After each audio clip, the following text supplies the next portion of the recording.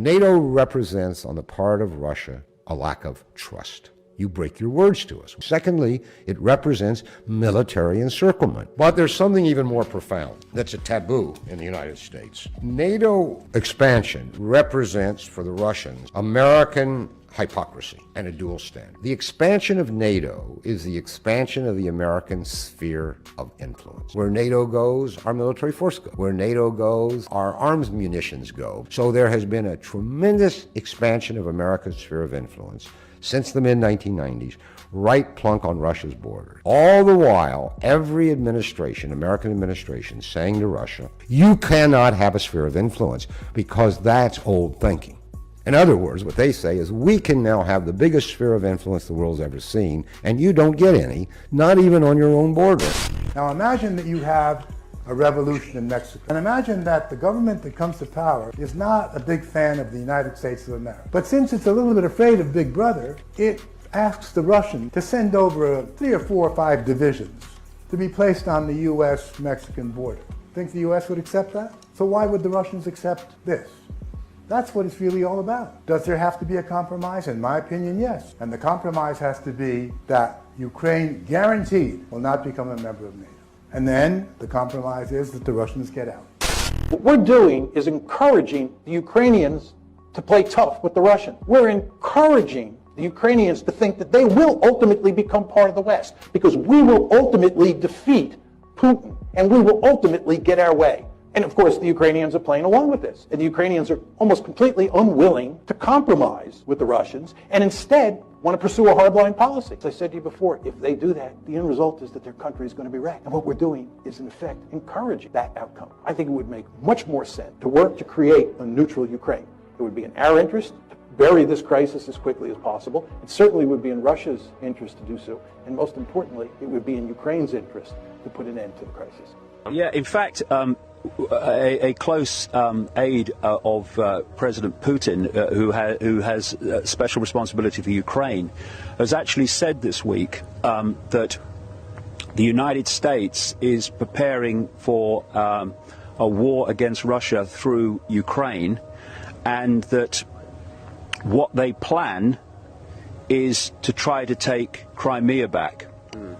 Now, you can have the odd bit of terrorism and bad things happen in Ukraine to Russian supporting people, and Putin can stay back and hold his fire because he knows what they're trying to manipulate him into. But if they try to take Crimea back, Putin's ego and Putin's pride will no way, I would strongly suspect, allow him just to let them do it. Exactly. And therefore, that if they try to take Crimea back, then what you're looking at is a war, or a calculated war against Russia. Locals in the Donbass region are being targeted by the Ukrainian government. Anne-Laura Bonnell has been filming in the war-torn eastern Ukraine area since 2015 and spoke about her experience on air in France. There are dead and wounded. I film them every day. I take photos every day to save as proof. I do not have any political message to express. But just so you know, this conflict has been widely discussed for a week, but it has lasted already 8 years and caused the deaths of 13,000 people. People are devastated. All of them are Ukrainians, and they're extremely surprised that Europe is now aware of the situation. All of this shelling, hiding and living in basements, heavy artillery everywhere. I was filming this back in 2015, but I repeat, this has been going on since 2014. Sorry to interrupt. Not all of us know about the situation as much as you do, since you've been following it for so many years. Something you said surprised me. You said that all of those people are Ukrainians, and the shelling is also conducted by Ukrainians? Definitely. This is something really important, and somehow it's being ignored. Residents of the Donbass began to be targeted by their own government in 2014. Russian-speaking citizens fell victim to shelling by Kiev government. It's true. I have proof. I can show it as soon as I go back to France. I have a whole documentary. It's undeniable. But today the shelling is being carried out by Russians or Ukrainians? The Ukrainians are shelling where I am now. The Ukrainian government bombed its citizens. Children had to live in basements for months. The film that I made in 2015 has proof of these crimes against humanity. I take responsibility for my words and urge you to watch it. The other day I was at a school. 2 teachers were hit by an explosion. Their bodies were cut in 2. I uploaded these photos to Facebook. I've met elderly women who could not leave this area. Civilians are falling victim to heavy artillery, rocket launchers. I'm not very good with weapons, but I can confirm that here in the Donbass, in the Russian-speaking part, residential areas are still being shelled today. Yesterday, Donetsk was bombed. And you think these bombings are being conducted by the Central Ukrainian authorities? Yes. This is a colonel from the United States military, and he's going to make a gaffe. And what is the gaffe? He's going to tell the truth. And this guy doesn't know what to do, because he's going to tell them the truth about Ukraine right now. And watch this. The first 5 days, Russian forces, I think, frankly, were too gentle.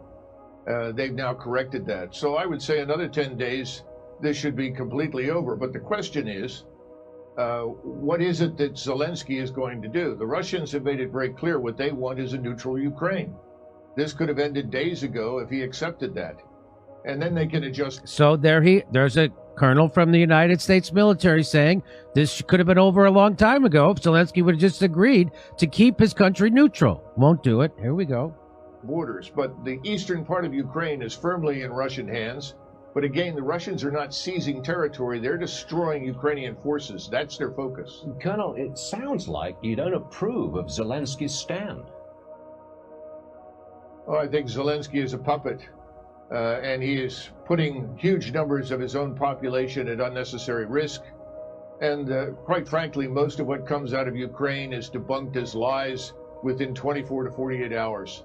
The notions of taking and retaking airfields, all of this is nonsense. It hasn't happened. He's not a hero when he's standing up for himself and his own people. You don't think he's a hero? No, I do not. I don't see anything heroic about the man. And I think the most heroic thing that he can do right now is to come to terms with reality. Neutralize Ukraine. This is not a bad thing. A neutral Ukraine would be good for us as well as for Russia. It would create the buffer that, frankly, both sides want. But he's, I think, being told to hang on and try to drag this out, which is tragic for the people that have to live through this. I'm inclined to disagree with you, Colonel, but, you know, what can I do? I can't say I agree with you. I'm getting paid by the people who are profiting off this war. So thank you very much. Appreciate it, Colonel. So there's a colonel telling you that